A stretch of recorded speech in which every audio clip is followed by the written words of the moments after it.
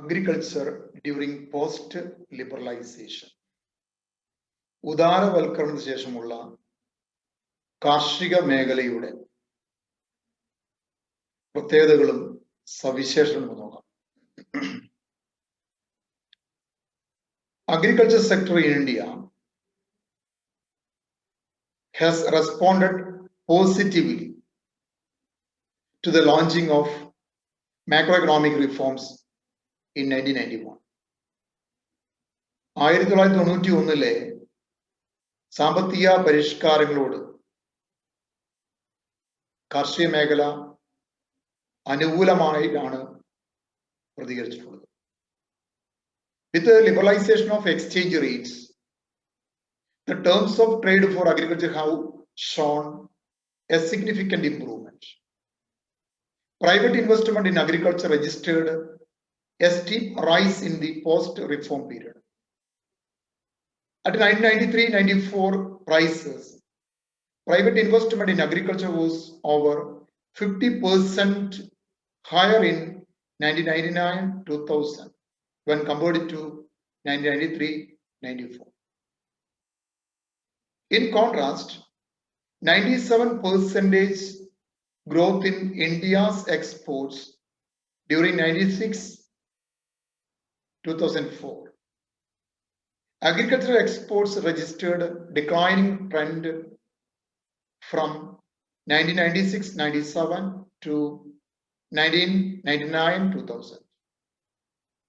Agricultural exports increased marginally during 2000-2001, but further declined by 2.2% in 2001-2002. However, agricultural exports registered an impressive growth during 2001-2004. For the first time since independence, India has become a net exporter of food grains. Exchange rate liberalise ചെയ്യപ്പെട്ടതോടുകൂടി കൃഷിയുമായി ബന്ധപ്പെട്ട terms of trade കാര്യമായ മാറ്റമുണ്ടായിട്ടുണ്ട്. കാർഷിക മേഖലയുടെ private investment എന്ന് പറയുന്നത് കാര്യമായി വർദ്ധിച്ചിട്ടുണ്ട്. 1993-94 പ്രൈസിൽ 93-94 അപേക്ഷിച്ച് 99-2000 50% സ്വകാര്യ നിക്ഷേപം കാർഷിക മേഖലയിൽ വർദ്ധിച്ചിട്ടുണ്ട്. എന്നാൽ വിരോധാഭാസം എന്ന് പറയട്ടെ, ഈ കാലഘട്ടത്തിൽ അതായത് 96-2004 കാലഘട്ടത്തിൽ ഇന്ത്യയുടെ എക്സ്പോർട്ട് 97% വർദ്ധിച്ചപ്പോൾ കാർഷിക കയറ്റുമതി കുറയുന്ന പ്രവണതയാണ് കാണിച്ചത്. പ്രത്യേകിച്ച് 1996-97 മുതൽ 99-2000 വരെയുള്ള കാലഘട്ടത്തിൽ. 2001-2001 ചെറിയ തോതിൽ കാർഷിക കയറ്റുമതി വർദ്ധിച്ചു. പക്ഷെ വീണ്ടും 2001-2002 വരുമ്പോൾ 2.2% കണ്ട് കുറയുകയുണ്ടായി. എന്നിരുന്നാലും 2001-2004 കാലഘട്ടം എടുക്കുകയാണെങ്കിൽ നമ്മുടെ കാർഷിക കയറ്റുമതി ഒരു പരിധി വരെ വർദ്ധിച്ചിട്ടുണ്ട്. മാത്രമല്ല, ആദ്യമായിട്ട് അല്ലെങ്കിൽ സ്വാതന്ത്ര്യത്തിന് ശേഷം ആദ്യമായി ഇന്ത്യ ഫുഡ് ഗ്രെയിനെ സംബന്ധിച്ച് നെറ്റ് എക്സ്പോർട്ടർ ആയി എന്നുള്ളതാണ്. എന്ന് പറഞ്ഞാൽ ഇറക്കുമതിയേക്കാൾ കൂടുതൽ നമുക്ക് ഫുഡ് ഗ്രെയിൻസ് കയറ്റുമതി ചെയ്യാൻ സാധിച്ചു എന്നുള്ളതാണ്. The fear that liberalization of imports would lead to massive influx of agricultural imports too has been found to be misplaced. Quantitative restrictions on imports have been lifted since April 2000, though imports like fruits, ketchup and meat products have been increased. They still account for minuscule of total agricultural exports. In value terms, agricultural imports increased from $1,428 million during 1996-97 to $568 million during 2003-4. As for the protection through tariffs, India has already negotiated tariff bindings at the level of 100% for raw materials, 150% for processed agro commodities, and 300% for most edible oils. These are sufficient to protect the relevant commodities against cheaper imports, which are made possible due to high domestic support in countries of their origin. India is also free to impose countervailing tariff on imports from countries having high export subsidy. നമ്മൾ 91-ൽ liberalisation വന്നപ്പോൾ വലിയൊരു ഭയമുണ്ടായിരുന്നു. മറ്റു രാജ്യങ്ങളിൽ നിന്നും ഇന്ത്യയിലേക്ക് കാർഷിക ഉൽപ്പന്നങ്ങളുടെ ഒരു കടന്നുവരവുണ്ടാകും, ഒരു കുന്നുകൂടുന്ന സാഹചര്യം ഉണ്ടാകുമെന്ന് പേടിച്ചെങ്കിൽ പോലും അതൊന്നും അത്ര കണ്ടൊന്നും സംഭവിച്ചില്ല. കാരണം നമ്മൾ പല കാർഷിക ഉൽപ്പന്നങ്ങളുടെയും ഇമ്പോർട്ടില് ക്വാണ്ടിറ്റേറ്റീവ് റെസ്ട്രിക്ഷൻസ് നമ്മൾ നിലനിർത്തിയിരുന്നു. ഇപ്പോൾ ഫ്രൂട്ട്സ്, കെച്ചപ്പ്, മീറ്റ് പ്രൊഡക്ട്സിന്റെ ഒക്കെ ഇമ്പോർട്ട് വർദ്ധിച്ചിട്ടുണ്ട്, അത് വസ്തുതയാണ്. അതേസമയം കാർഷിക കയറ്റുമതിയുമായി ബന്ധപ്പെടുമ്പോൾ അവയുടെയൊക്കെ സ്ഥാനം വളരെ ചെറുതാണ്. ഇനി നമ്മൾ മൂല്യത്തിൽ വെച്ച് പറയുകയാണ്, വാല്യൂ ടൈമിൽ പറയുകയാണെങ്കിൽ അത് 96-97 നമ്മുടെ ഇമ്പോർട്ട്സ് എന്ന് പറയുന്നത് $1,428 million ആണെങ്കിൽ 2003-2004 എത്തുമ്പോൾ അത് $3,568 million ആയിട്ട് വർദ്ധിച്ചിട്ടുണ്ട്. നമ്മൾ ടാരിഫ് എന്ന് പറയുന്നത് നമ്മൾ ഓൾറെഡി നമ്മൾ ഉൾപ്പെടുത്തിയിട്ടുണ്ട്. അതുകൊണ്ട് തന്നെ പലപ്പോഴും റോ മെറ്റീരിയൽസിന്റെ പേരിൽ നമ്മൾ 100%, ആ പ്രോസസ് അഗ്രോ കമ്മോഡിറ്റിന്റെ പേരിൽ 150%, മറ്റ് എഡിബിൾ ഓയിലിന്റെ ഭക്ഷ്യ എണ്ണകളുടെ പേരിൽ 300% നമ്മൾ ഓൾറെഡി ടാരിഫ് നമ്മൾ ഉൾപ്പെടുത്തിയിട്ടുണ്ട്. അതുകൊണ്ട് തന്നെ കാര്യമായ ഭീഷണി ഇല്ലാതെ നമുക്ക് മുന്നോട്ട് പോകാനായിട്ട് നമുക്ക് സാധിച്ചിട്ടുണ്ട്.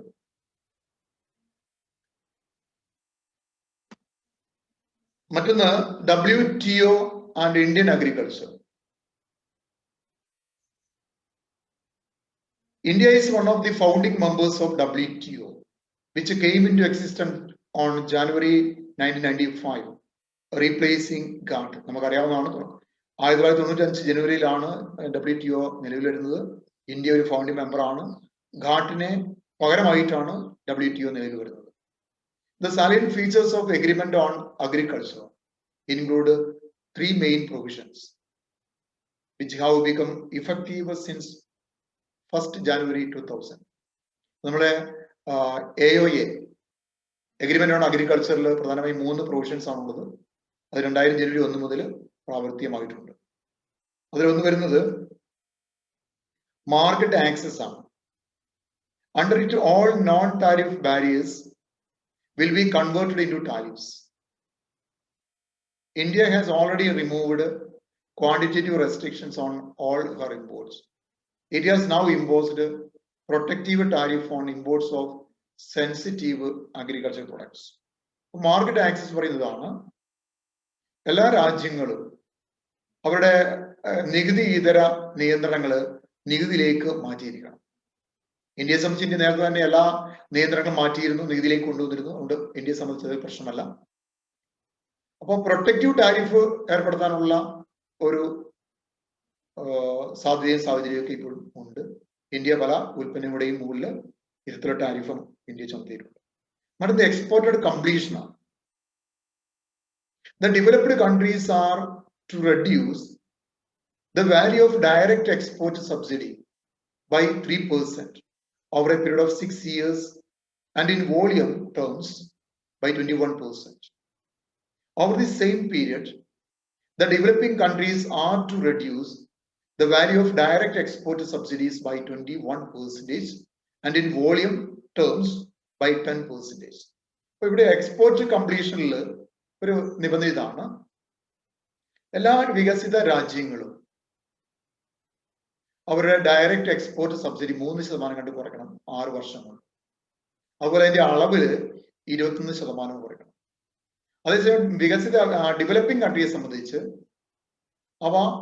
അവയുടെ എക്സ്പോർട്ട് സബ്സിഡി 21% കൊണ്ട് കുറയ്ക്കുകയും അതിന്റെ വോളിയം 10% കൊണ്ട് കുറയ്ക്കുകയുമാണ്. ഇതാണ് അതിന്റെ ഒരു പ്രധാനപ്പെട്ട ഒരു എഗ്രിമെന്റ് എന്ന് പറയുന്നത്. മറ്റൊന്ന് domestic support.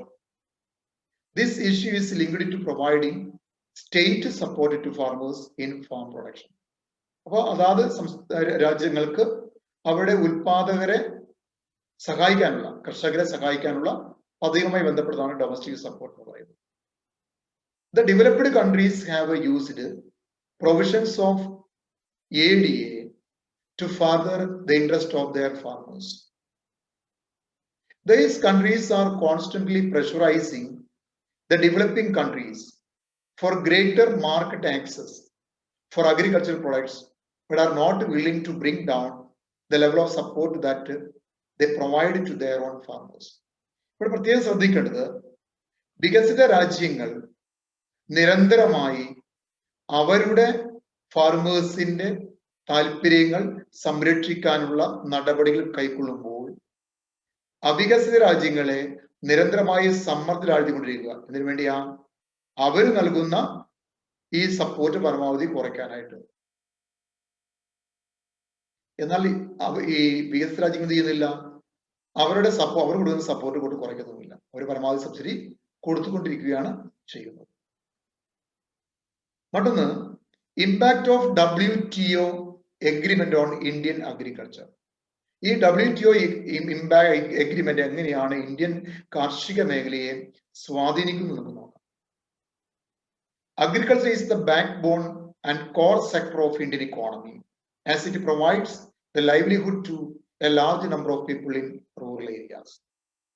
At the time of WTO agreement, it was expected by the developing countries that these agreements would open the markets for their products in developed countries.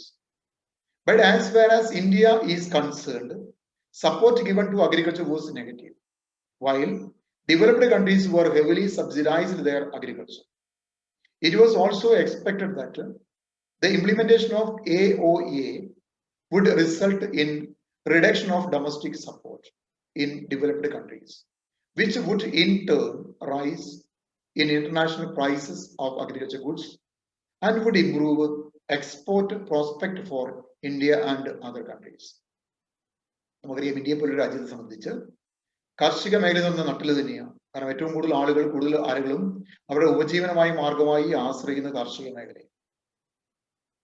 അപ്പോൾ WTO അഗ്രിമെന്റ് ഒപ്പിടുന്ന സമയത്ത് developing countries ഒക്കെ വിചാരിച്ചത് വികസിത രാജ്യങ്ങളുടെ market തങ്ങൾക്ക് തുറന്നു കിട്ടുമെന്ന് തന്നെയാണ്. ഇന്ത്യയെ സംബന്ധിച്ച് കാര്യമായ ഒരു സപ്പോർട്ടൊന്നും ഇന്ത്യയെ സംബന്ധിച്ച് ഇന്ത്യ കൊടുത്തിട്ടില്ല. ശരിക്കും ഇന്ത്യൻ അഗ്രികൾച്ചർ സംബന്ധിച്ച് അതിന്റെ എന്താണ് ഒരു നെഗറ്റീവ് ആണെന്ന് പറയാം, ഗവൺമെന്റ് സപ്പോർട്ട് എന്ന് പറയുന്നത്. പക്ഷെ ഡെവലപ്ഡ് കൺട്രീസ് എന്ത് ചെയ്യുന്നുണ്ട്, അവരുടെ കാർഷിക മേഖലയ്ക്ക് ഒരു കാര്യമായ സബ്സിഡി നൽകുന്നുണ്ട്. അതുകൊണ്ട് തന്നെ ഈ പറയുന്ന എഗ്രിമെന്റ് ഓൺ അഗ്രികൾച്ചർ ഒപ്പിട്ടപ്പോഴും അതിലൂടെ പ്രതീക്ഷിക്കപ്പെട്ടത് ഡെവലപ്ഡ് കൺട്രീസ് അവരുടെ കർഷകർക്ക് നൽകുന്ന ഡൊമസ്റ്റിക് സപ്പോർട്ട് കുറയുമെന്നായിരുന്നു കണ്ടത്. പക്ഷെ അത് നേരെ നെഗറ്റീവ് ആവുകയാണ് ചെയ്തത്. As agriculture provides almost 18% of India's GDP, agriculture exports are insignificant. India's participation is negligible in global trade. Indian agriculture products are of the poor quality and their grading system is also weak. The poor export capabilities of Indian agriculture products are bound to adversely affect Indian farmers and their interest. WTO is more a tool of production of the interest of the developing countries and less a well-wisher of the poor member countries. നമ്മുടെ ഇന്ത്യയെ സംബന്ധിച്ച് നമ്മുടെ കാർഷിക മേഖല നമ്മുടെ ആഭ്യന്തര വരുമാനത്തിലേക്ക് 18% provide ചെയ്യുന്നത്. പക്ഷെ നമ്മുടെ കാർഷിക എക്സ്പോർട്ട് എന്ന് പറയുന്ന കാര്യമായ ഒന്നുമില്ല. അപ്പോൾ വേൾഡ് വേൾഡ് അഗ്രികൾച്ചറൽ എക്സ്പോർട്സ് നോക്കിക്കഴിഞ്ഞാൽ അതിൽ 1.6% മാത്രമേ ഇന്ത്യക്കുള്ളൂ. കാരണം നമ്മുടെ കാർഷിക ഉൽപ്പന്നങ്ങൾ അതിന്റെ ക്വാളിറ്റി വളരെ കുറവാണ്, നമുക്ക് ഗ്രേഡിംഗ് സിസ്റ്റം ഇല്ല എന്ന് പറയാം. അപ്പൊ അതുകൊണ്ട് തന്നെ നമ്മുടെ കാർഷിക ഉൽപ്പന്നങ്ങളുടെ കയറ്റുമതി ചെയ്യാനുള്ള ശേഷി തീരെ കുറവ്. അത് നമ്മുടെ ഇന്ത്യൻ ഫാർമേഴ്സിന്റെ താല്പര്യങ്ങളെ പ്രതികൂലമായി ബാധിച്ചിട്ടുണ്ട്. അപ്പൊ ശരിക്കും പറഞ്ഞാൽ WTO എന്ന് പറയുന്നത് വികസിത രാജ്യങ്ങൾക്കും വികസിച്ചുകൊണ്ടിരിക്കുന്ന രാജ്യങ്ങൾക്കും ഗുണകരമാവുകയും എന്നാൽ ദരിദ്രരായ രാജ്യങ്ങളെ സംബന്ധിച്ച് അതുകൊണ്ട് കാര്യമായ നേട്ടങ്ങൾ ഉണ്ടാകാനായിട്ട് സാധിച്ചിട്ടുണ്ട്. Okay, thank you.